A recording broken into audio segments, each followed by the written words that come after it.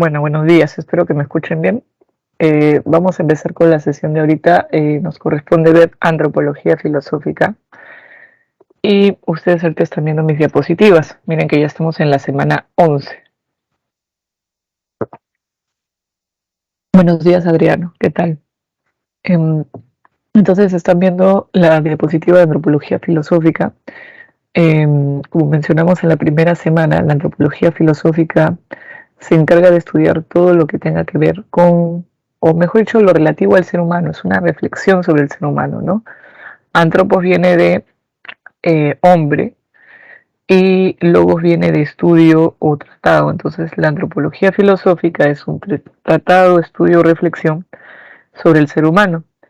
Entre los problemas que puede indagar la antropología están el problema de la naturaleza o esencia del ser humano, ¿ok? Y el sentido de la existencia.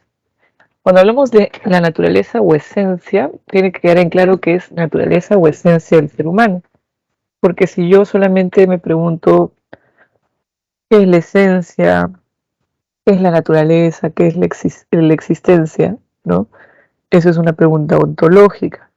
Pero si yo lo planteo como cuál es la naturaleza o esencia humana, cuál es el sentido de la existencia para el ser humano, ¿no?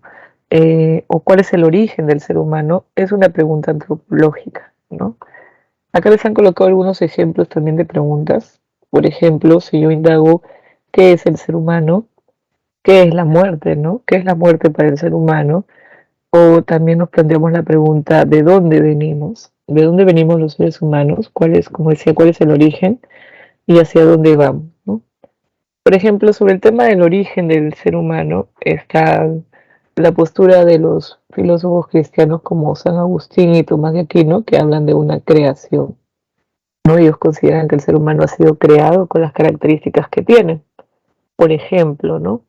En cambio, autores como Engels, por ejemplo, van a hablar de la evolución y van a considerar que el trabajo tiene un impacto en el desarrollo, ¿no? Y en la transformación. Él dice del mono en hombre, ¿no? Nosotros diríamos homínidos en hombre, pero se entiende de qué está hablando, ¿no? El problema de la naturaleza o esencia es el problema que más se investiga, que es lo que vamos a ver ahora, y el del sentido de la existencia, por ejemplo, es algo que pueden intentar responder los existencialistas también, ¿no? Cuando los existencialistas hablaban del ser humano, para ellos nosotros somos existencia, no tenemos libertad, pero nuestra existencia no está, digamos, determinada o justificada, sino que es algo que nosotros mismos podemos luego decidir, ¿no? Otorgarle un sentido, no es que ya esté desde el primer momento, apenas nacemos, dado, ¿no? Por ejemplo, ellos reflexionarían sobre el sentido de la existencia. Para un autor como Nietzsche, de repente más bien el sentido de nuestra existencia, ¿no? Sería una pregunta, no habría una posibilidad de otorgarle sentido, ¿no? Porque para Nietzsche la vida, por ejemplo, es una cuestión dionisíaca, entonces la historia no tiene, es también una cuestión donde vamos a ver un, cómo es que lo instintivo y lo racional se impone, ¿no? Entonces, por ejemplo, en antropología filosófica, no, si nosotros nos preguntamos cuál es el sentido de nuestra existencia, podríamos tomar la propuesta de los existencialistas, podríamos también recordar a las escuelas helenístico-romanas cómo hablan estas acerca de la felicidad. Pero ojo, hay que también tener en cuenta que hablar de felicidad es un tema más, es un tema ligado a la ética, ¿no? Pero también puede tener un vínculo con la antropología filosófica si es que lo estoy entendiendo como una cuestión, la felicidad, ¿no? Como algo que le puede dar sentido a mi existencia, ¿no? En ese sentido podríamos tomarlo también. Por ahí Rosemary, ¿qué tal? Buenos días, Rosemary. Ok, ahora me voy a la siguiente diapositiva y vean ustedes que les han colocado el problema de la naturaleza humana. Tenemos a Aristóteles, a los filósofos cristianos, a Darwin, por ejemplo, y a Scheller, ¿no? Esta parte del material está tomada sobre todo el libro, el texto de Scheller, ¿no? Como Scheller, por ejemplo, señala o menciona de que las diferentes corrientes en filosofía han entendido al ser humano, ¿no? Él, como mencionaba, el problema de la naturaleza o esencia del ser humano es uno de los que siempre va a haber más debate, ¿no? Que desde siempre, en todo caso, se puede decir se ha debatido, porque si yo me pregunto, ¿no? ¿Qué caracteriza al ser humano? Me estoy preguntando por su esencia o naturaleza, ¿no? Si digo, ¿qué diferencia al ser humano de los demás seres vivos? También es una pregunta acerca de su esencia o naturaleza. En el caso de los filósofos griegos, por ejemplo, Platón, Sócrates, Aristóteles, una de las características que siempre han destacado más es la racionalidad, ¿no? Por ejemplo, los filósofos Aristóteles, que vamos a ver ahora, entiende que somos animales racionales. Eh, Sócrates, cuando habla del ser humano, dice que tenemos cuerpo y alma, pero en Sócrates, por ejemplo, lo que hay que cuidar y cultivar más es el alma, porque en ella está la verdad y también la virtud, que para él es conocimiento, ¿no? Entonces, esa exaltación del conocimiento de lo racional, por ejemplo, también está en Sócrates. En Platón, cuando él considera que nosotros tenemos cuerpo y alma, él dice que el alma es tripartita, pero la parte que recuerda justamente las ideas, la parte inmortal para Platón, la parte racional, ¿no? Entonces, repito, ¿no? En la cultura griega y sobre todo en estos autores, en estos tres, que son los más importantes del periodo de la filosofía antigua, está la comprensión del ser humano como un animal racional, ¿no? Esa es la perspectiva griega. En el caso de la filosofía cristiana, acá tienen una imagen, tienen por ejemplo la perspectiva de Tomás de Aquino o Agustín de Hipona, ¿no? Cuando dice el hombre es una criatura divina, para estos autores, como decía, Dios es una creación, mejor dicho, el ser humano es una creación de Dios, y en tanto el ser humano es creación de Dios, eh, está hecho a su imagen y semejanza, ¿no? Lo que somos es tomando como modelo, ¿no? Al mismo Dios, pero nuestra voluntad, nuestra razón que podamos tener es limitada, ¿no? Por ejemplo, en el caso de Agustín de Hipona, él usa esta idea para también explicarnos por qué hay mal en el mundo, ¿no? Y desde su punto de vista de Agustín, el mal no es una cuestión que sí exista o por sí misma o desde siempre, sino es algo que surge por las acciones, ¿no? Cuando nosotros actuamos equivocadamente es cuando decidimos alejarnos de la voluntad de Dios, diría Agustín. Y cuando actúas bien es cuando sigues, ¿no es cierto?, lo que Dios nos ha indicado a los seres humanos, diría él. Entonces, bueno, en su caso, esa concepción antropológica también le permite hablar desde el punto de vista ético acerca de lo que es el mal, ¿no? Pero, como digo, en general, los filósofos cristianos entienden que el ser humano eh, es una creación y que las características que podamos darle al ser humano son atributos que Dios nos ha dado, ¿no? O sea, ¿por qué tenemos la capacidad de pensar? ¿Por qué tenemos libertad? Bueno, Dios le ha dado eso al ser humano, te diría un autor de ese periodo, ¿no? No es que solamente los filósofos medievales sean autores cristianos, sino que son los más representativos en todo caso, ¿no? Y en el caso de la perspectiva, como dice acá, naturalista positivista, tenemos la postura, por ejemplo, de Spencer, Herbert Spencer, a quien vamos a ver más adelante. A Spencer lo vamos a ver, me parece que en, perdón, axiología, hablamos un poco de Spencer. Y bueno, Darwin, que no lo consideramos como un filósofo, pero Darwin que también, por ejemplo, habla acerca de la evolución de las especies, ¿no? Por ejemplo, ahí dice, el hombre es un fabricante de herramientas. ¿Qué quiere decir eso? Para estos autores, el ser humano lo que hace, ¿no? Es usar su razón, la cual le permite fabricar herramientas con las cuales va a transformar, digamos, esa realidad que lo rodea. Por ejemplo, como decía, en el caso de Spencer y Darwin tienen esta idea de que las especies evolucionan. Spencer habla de la supervivencia del más apto. En el caso de Engels, él no habla tanto de la supervivencia del más apto, perdón, pero sí menciona cómo es que el trabajo que realizamos hace que, por ejemplo, algo como nuestra mano, el dedo pulgar, ¿no es cierto?, se transforme, ¿ok?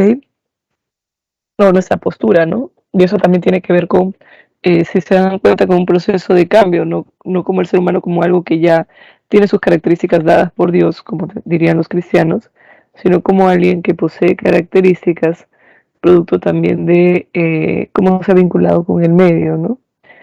Y bueno, la perspectiva espiritualista está acá porque, de nuevo, esta parte del material es sobre todo tomando en cuenta la, la siguiente perspectiva que según Scheller han habido a lo largo de la historia de la humanidad y de la filosofía. Entonces, desde el punto de vista de Scheller, nosotros somos personas y nosotros podemos decirle no a nuestros instintos. El hecho de ser una persona para él implica ciertas características que vamos a ver más adelante, y el hecho de poder decirle que no a los instintos, ¿no es cierto? Para él también es algo, no sé si decir positivo exactamente, pero que en todo caso es una característica del ser humano, ¿no? Que demuestra la libertad de este. Que por ejemplo Nietzsche no estaría mucho de acuerdo con eso, pero Scheller sí. ¿Ok? Bien. ¿Hasta ahí hay alguna pregunta o comentario? ¿Hay preguntas? Todo claro, Miss. Profesora, disculpe, ¿podría repetir la diferencia entre la perspectiva griega y la naturalista positivista?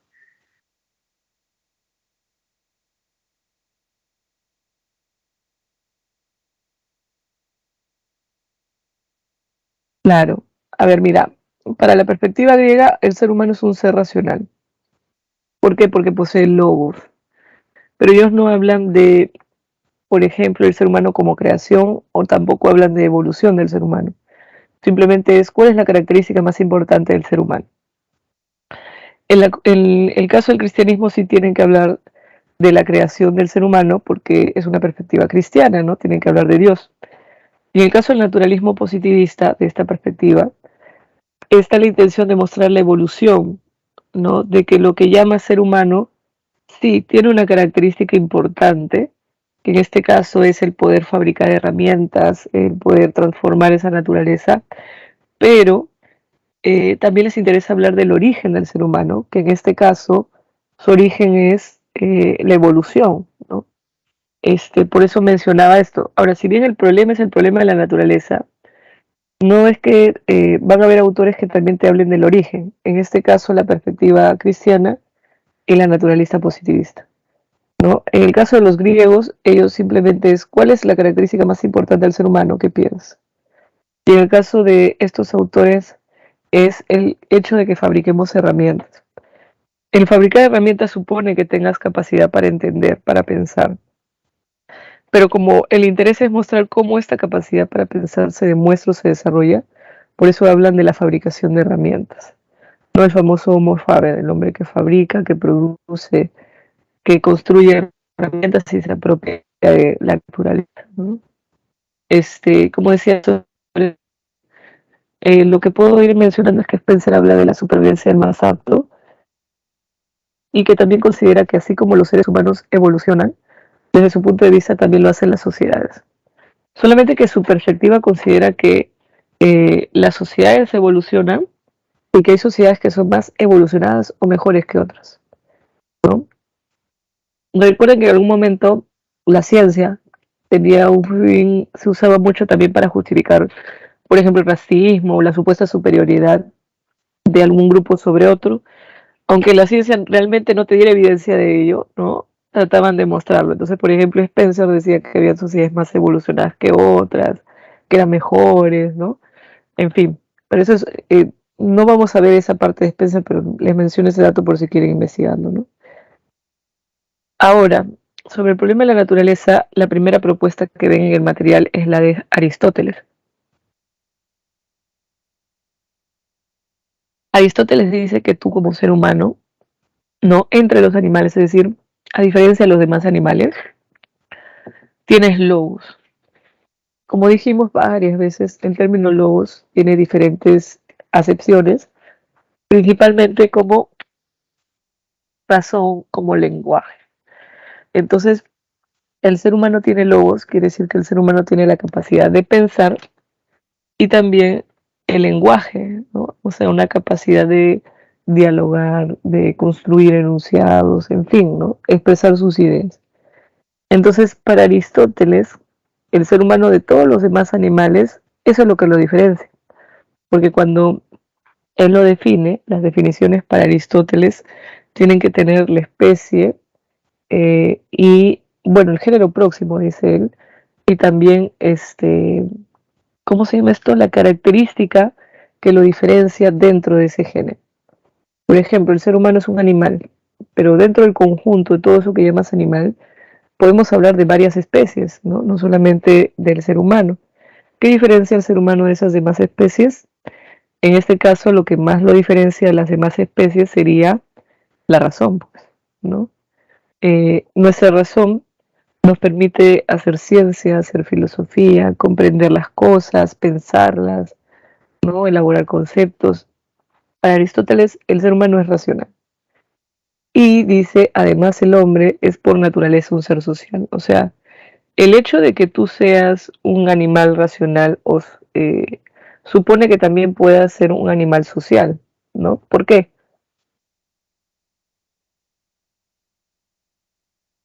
Porque el ser humano tiene lenguaje, ¿no? Lo que dice Aristóteles es que el lenguaje va a ser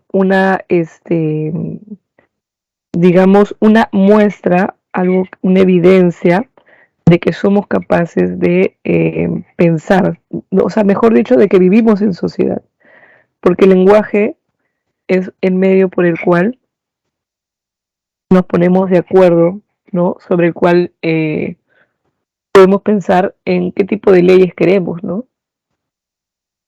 Gracias al lenguaje, las personas pueden comunicarse, pueden dialogar y como decía, podemos conversar sobre, por ejemplo, qué leyes tenemos, ¿no? Ya, qué leyes serían más justas, por ejemplo.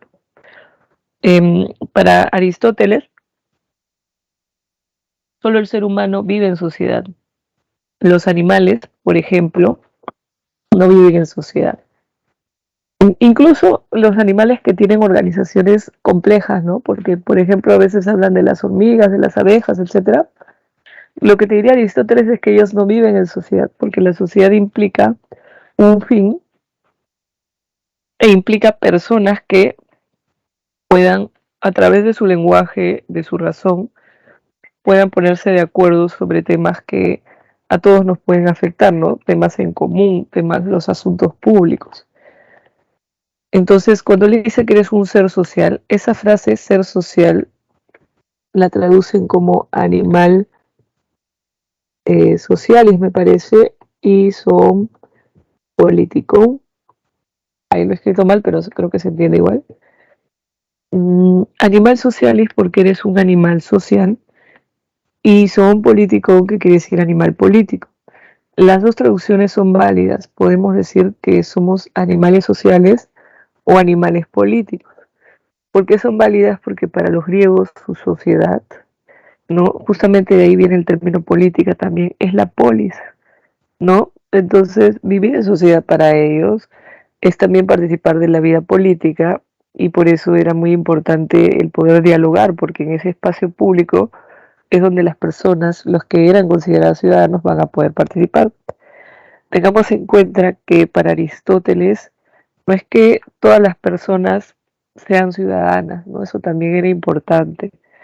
Si bien Aristóteles desarrolla un pensamiento filosófico en torno a varios aspectos, hay cosas en las que podemos decir que no hay un cuestionamiento de su parte hacia ciertas cosas, ¿no?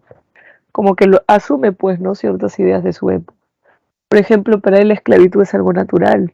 Los esclavos por naturaleza, hay esclavos por naturaleza, según Aristóteles, y desde su punto de vista estas personas no tendrían la capacidad de razonar como si lo tendría una persona, ¿no? Además que los esclavos para ellos eran sobre todo personas que habían sido vencidas en alguna guerra y que al haber perdido su libertad lo que los regía era la necesidad.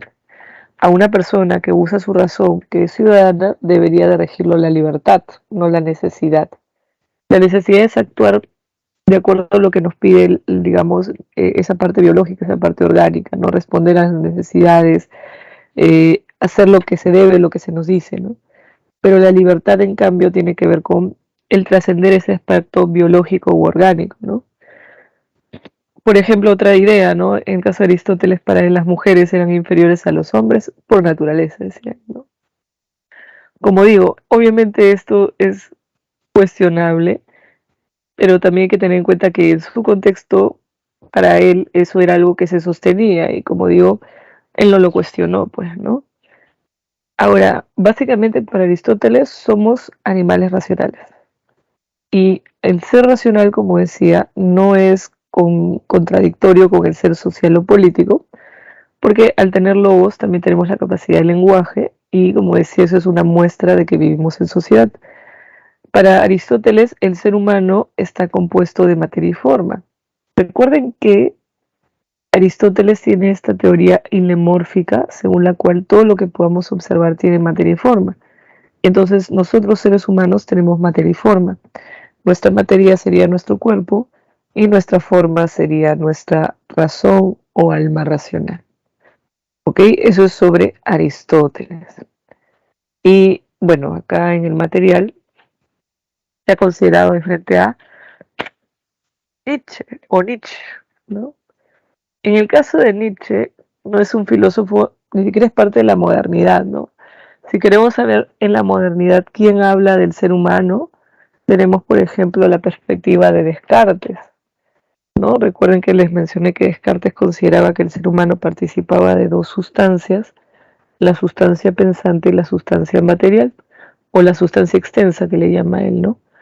Eh, y bueno, en el caso de la etapa medieval, que es anterior a Descartes, ¿no? Que es moderno, podrían revisar a Agustín de Hipona, que como decía él, tiene esta idea de que el ser humano es eh, un ser que es hecho a imagen y semejanza de Dios y que tiene voluntad y que tiene razón, pero de una forma limitada en comparación a Dios, ¿no? Ahora, en el caso de Nietzsche, que es posterior a la modernidad, Nietzsche, recuerden, es más bien un crítico de la modernidad, considera que nosotros somos seres naturales o biológicos y que por lo tanto poseemos instintos vitales. Instintos vitales que pueden permitir la autoconservación, como pueden llevarnos a otras cuestiones, ¿no? El ser humano tiene esa parte vital en todo caso. Recuerden que lo vital en Nietzsche se asocia a lo irracional, a lo dionisíaco, y para Nietzsche lo dionisíaco tiene que ver con los instintos, las pasiones, ¿no? Lo caótico. Entonces, para él ese aspecto biológico, natural, eso es lo que nos caracteriza. ¿Por qué es interesante? Porque si se dan cuenta, normalmente en filosofía se destaca más esa parte racional, esa parte que comprende, que entiende, que desde el punto de vista de Nietzsche es sobre todo apolínea, ¿no? Pero él dice, él está llamando la atención sobre ese otro aspecto del ser humano que más bien parece ser siempre dejado de lado. ¿Qué es ese otro aspecto del ser humano que muchas veces dejamos de lado? Por ejemplo, eh, el cuerpo, ¿no? El cuerpo también se asocia a lo dionisiaco. En nuestro cuerpo, por ejemplo, se asocia mucho a los instintos.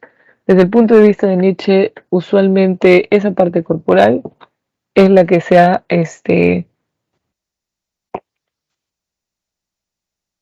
no solamente considerado como algo que no caracteriza al ser humano, sino muchas veces como algo que hay que dejar de lado, que hay que superar, ¿no?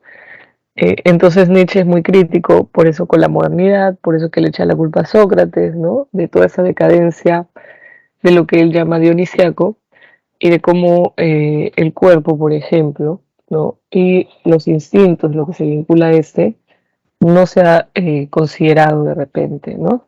Eso es el reclamo que tiene Nietzsche en todo caso a la filosofía en general. Bueno, la filosofía y la cultura, dice él, ¿no?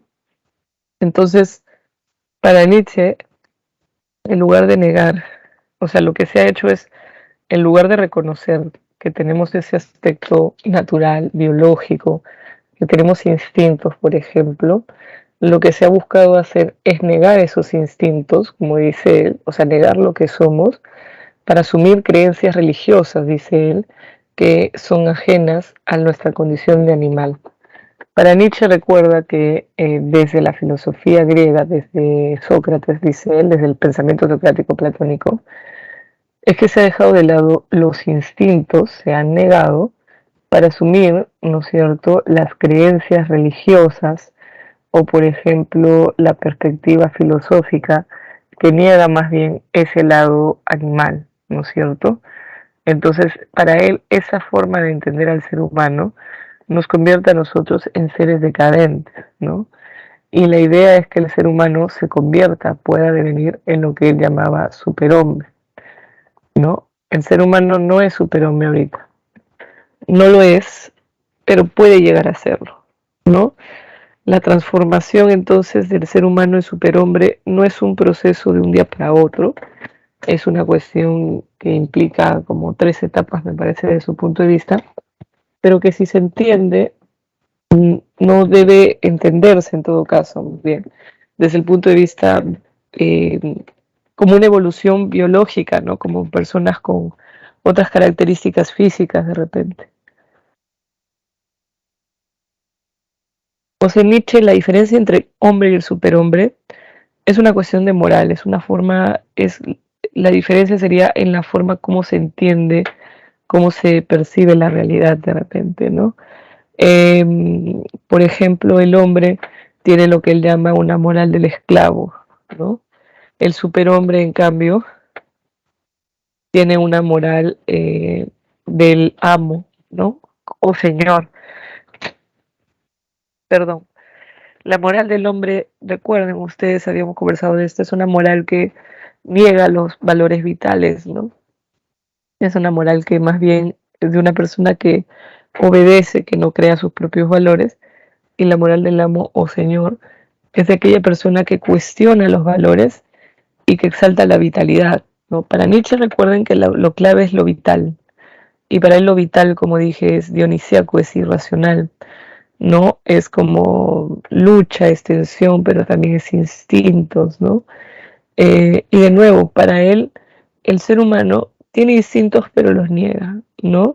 Pero constantemente los vive negando esa parte biológica, esa parte natural, vive reprimiéndola, porque desde la perspectiva que, digamos, desde el pensamiento que se ha impuesto en Occidente, eso es algo que hay que negar porque se asocia a algo negativo, se le ha valorado de forma negativa.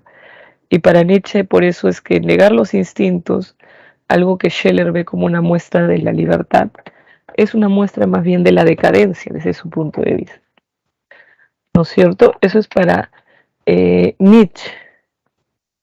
¿Ok? Entonces, hasta ahorita he mencionado un poco a algunos otros autores, pero acá tenemos Aristóteles, época antigua, Nietzsche, que es más contemporáneo, y si tienen preguntas, ya saben, pueden también colocarlas en el chat, ¿no? Yo las voy a leer. Luego tenemos a Cassirer, ¿ok? Cassirer es un filósofo que se enfoca en filosofía de la cultura. Y como él habla de filosofía de la cultura, él dice que nosotros los seres humanos somos animales simbólicos. Y por ser animales simbólicos, lo que hacemos es constantemente crear símbolos y anteponer los símbolos entre nosotros y las cosas que nos rodean, ¿no? El ser humano crea símbolos y estos símbolos son los que les permite representarte la realidad, ¿no? Entonces, por ejemplo, los símbolos principalmente se manifiestan en los mitos, en el arte, en el lenguaje, en la religión, en la ciencia. Acá, algo importante. Los símbolos, ¿ok? Son, se caracterizan por ser artificiales y porque el significado es conocido por el ser humano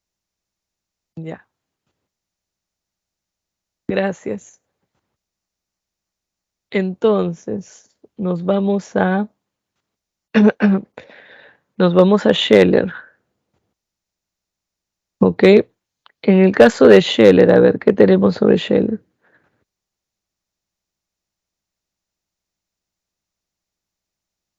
Scheller, como dice acá, considera que el ser humano es un ser espiritual.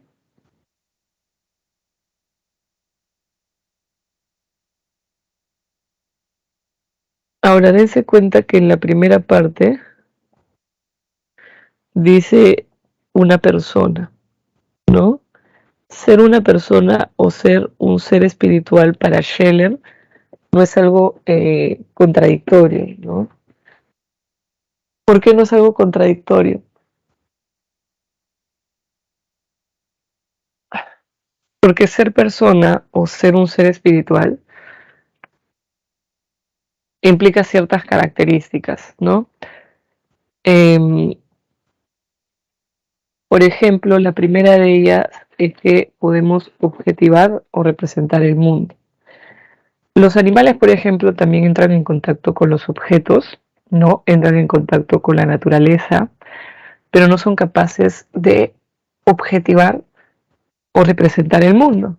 Es decir, nosotros somos capaces de, al observar los objetos, ¿no es cierto?, poder colocarles un nombre, formarnos un concepto de estos objetos, y no solamente colocarles un nombre y formar un concepto, sino de conocer sus características, ¿no? Eso es objetivar y representar. El ser humano puede representarse entonces eh, todo lo que les rodea, ¿no? Por ejemplo, un animal puede observar un árbol y responder ante ese estímulo del árbol. Pero en el caso del ser humano, no solamente respondes ante este estímulo, ante este objeto que estás viendo, sino también puedes observarlo, le otorgas un nombre, eres capaz de formarte una imagen de ese árbol, elaborar un concepto de lo que es un árbol, clasificar los tipos de árboles, ¿no?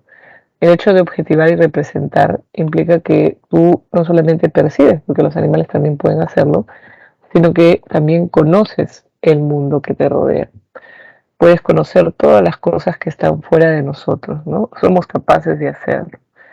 Eso es algo que los animales no poseerían, pero que el ser humano sí. Otra característica es que el ser humano es un ser espiritual y que al serlo tenemos independencia, libertad, autonomía o autonomía existencial. O sea, esta palabra espiritual, espíritu, aludiría también a no solamente el poder conocer, sino también a la libertad que poseemos. No, el ser humano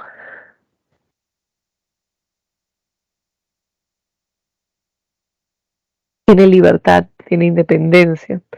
Por eso es que el hecho de que nosotros podamos decirle no a los instintos, que podamos negarlos, no es una cuestión negativa como lo entiende Nietzsche, porque como he explicado, para Nietzsche es una cuestión negativa porque se valora de forma negativa y porque reemplazamos todo lo vital, ¿no es cierto? Y por eso queremos constantemente negar ese aspecto nuestro. Pero en el caso de Scheller, para él, el hecho de que tú puedas decirle no a tus instintos o todo eso natural, ¿no? A todo eso biológico que tenemos, es una muestra de nuestra independencia o libertad. El ser humano, al poder decirle no a sus instintos, al poderle decirle no a eso natural, está ejerciendo su libertad, que es algo que los animales no pueden hacer, ¿no? El animal, sus instintos son algo que lo va a guiar. Incluso, por ejemplo, algo que, bueno, no es instintivo, pero que tiene que ver con lo biológico, ¿no? Las necesidades que podamos sentir. El animal eh, no vive constantemente intentando satisfacerlas, ¿no? El ser humano puede escoger incluso la forma de hacerlo. Los animales es como que van a buscar los medios, pero no es que hay una real decisión o elección como si la tiene el ser humano, ¿no? Entonces, La libertad es algo que muestra, ¿no? La libertad es algo que muestra nuestra capacidad para poder decidir sobre ese aspecto biológico, sobre el cual, por ejemplo, otras especies animales no tienen mayor poder de decisión. Pero nosotros seres humanos sí, ¿no? Sí tenemos la capacidad de decidir. Segundo, como dice acá, bueno, tercero en realidad, el hombre objetiva el medio y se objetiva a sí mismo como autoconciencia. Cuando tú eres consciente de algo, es decir, tú te das cuenta de algo, ese darse cuenta de algo, ese reflexionar sobre algo, es tener conciencia de algo. Algo pequeño, ¿no? Yo soy consciente de que estoy sentada, soy consciente de que estoy escuchando una clase de filosofía. Ahí mi conciencia es conciencia de algo. Si entendemos la conciencia como la reflexión sobre algo, de repente el ser humano puede reflexionar o puede ser consciente del mundo, ¿no? De la naturaleza que le rodea, o de lo que es, o de diferentes conceptos de repente, de todo lo que observa, ¿no? Pero la autoconciencia es el ser consciente de sí mismo, la reflexión sobre sí mismo, ¿no? El pensar sobre qué somos, qué hacemos, qué queremos. Los animales, por ejemplo, no tienen autoconciencia. Un animal no reflexiona sobre sí mismo. Por ejemplo, es como que un gato no se ponga a pensar qué soy, cuál es mi característica principal. Los seres humanos sí tienen esa capacidad de autoconciencia y por lo tanto sí hay reflexión en torno a lo que somos, a lo que queremos de repente, ¿no? La autoconciencia es una característica importante para Scheller, porque la autoconciencia me va a indicar, ¿no es cierto?, o me va a permitir hacerme consciente de mí misma, ¿no?, de mí mismo. Me permite, como decía, reflexionar sobre mi existencia, por ejemplo, ¿no? Una persona que, una persona básicamente para Scheller, entonces representa el mundo, es libre y también es autoconsciente, ¿no? Si te das cuenta en todos estos aspectos está la idea de libertad, también la idea de la razón, ¿no? Pero de nuevo, como es un autor posterior, me interesa destacar sobre todo el concepto de ser espiritual o de persona, ligado sobre todo en torno a la libertad, independencia o como dice ahí, autonomía existencial, ¿no? Los animales, de nuevo, no tendrían estas características desde el punto de vista de Scheller. Por lo tanto, cuando tú hablas de un animal, no puedes decir que es una persona. Y si esto lo llevamos a materia, al debate sobre derechos, por ejemplo, los derechos que tienen las personas no serían o no tendrían que ser de repente los mismos que de los animales, ¿no? Tal vez desde el punto de vista de Scheller, ¿no? Porque hay otros autores que van a debatir sobre qué se entiende o por qué ciertos derechos se asocian a las personas, pero si también estos se podrían asociar a los animales, por ejemplo, ¿no? Eso es antropología filosófica, pero en este caso tal vez las personas que se interesan por el derecho podrían pensarlo de esta manera, ¿no? Ahora, este es Scheller y luego tenemos el tema de la construcción de la identidad, que también se ha colocado dentro de la Semana de Antropología Filosófica. Primero, Charles Taylor, es un filósofo actual, contemporáneo, ¿no? A ver, no me acuerdo si Charles Taylor seguía produciendo textos. Ah, sí, miren, él es del año 1931. Me parece que ha seguido produciendo textos. Este filósofo es canadiense. Como es un filósofo canadiense, en un primer momento su debate sobre el multiculturalismo va a partir mucho de su país de origen, ¿no es cierto? Ahora, para poder primero hablar del tema que él debate, hay que tener en cuenta que el término identidad no debe de ser entendido como esencia o naturaleza. Cuando Taylor habla de identidad, se está refiriendo a una construcción, ¿no? La identidad surge y las personas la forman a partir de diversas características que poseen. Es como que hay una construcción de nuestra identidad, de lo que somos, ¿no es cierto? Las personas, entonces, construyen su identidad a partir de ciertas características de repente que forman parte de su cultura, de su medio, ¿no?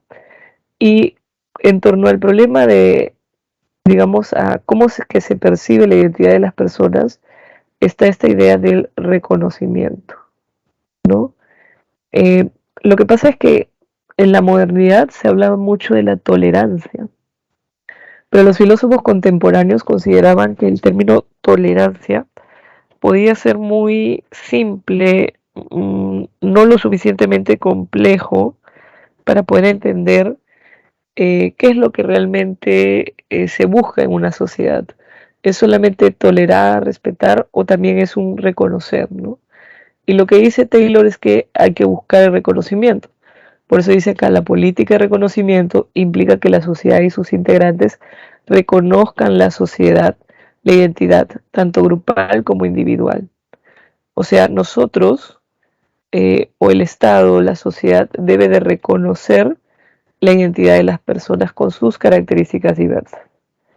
Por ejemplo, en el caso de Taylor, él habla de Canadá, que es un país donde se habla francés y también se habla inglés, ¿no es cierto? Tolerar, ¿qué implicaría? Bueno, que tú digas, imagínate, ¿no? Bueno, yo respeto que tú hables francés, yo respeto que tú hables inglés, pero no es que haya por ejemplo, hay una exigencia, un reconocimiento de ciertos derechos.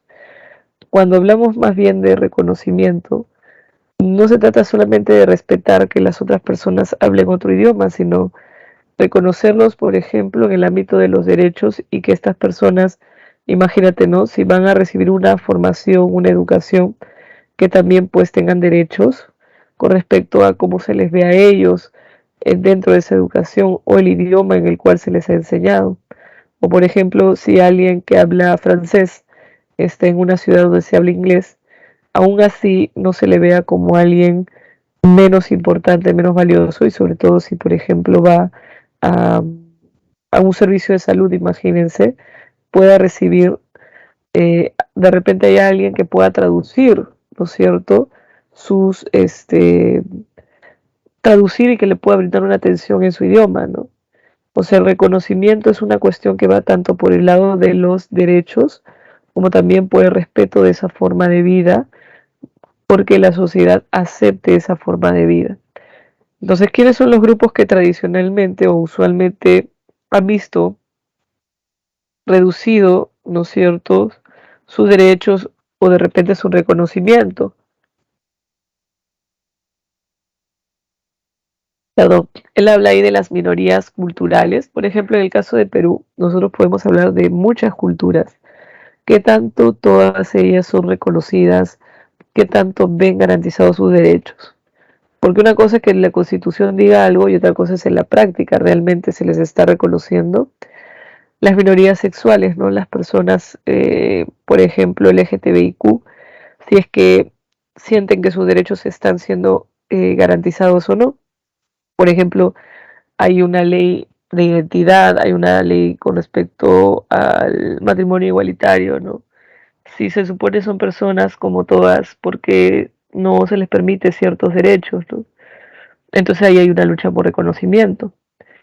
Y en el caso de los grupos feministas, por ejemplo, hablan de ciertos derechos o ciertos ámbitos donde pese a que se supone que las mujeres tienen derecho a participar, de repente en la práctica no se ve eso, ¿no? Tal vez hay una discriminación, porque todavía persiste cierta violencia en algunos ámbitos, o porque, por ejemplo, en el currículo, en lo que se estudia, a veces, curiosamente, no es ninguna mujer, ¿no?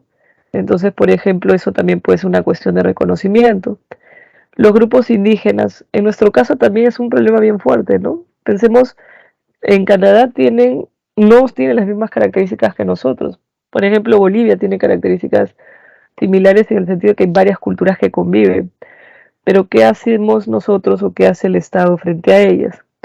Como decía, no se trata solamente de aprobar una ley que diga sí, reconocemos esta diversidad de culturas, sino cómo es que se les está garantizando el acceso a derechos.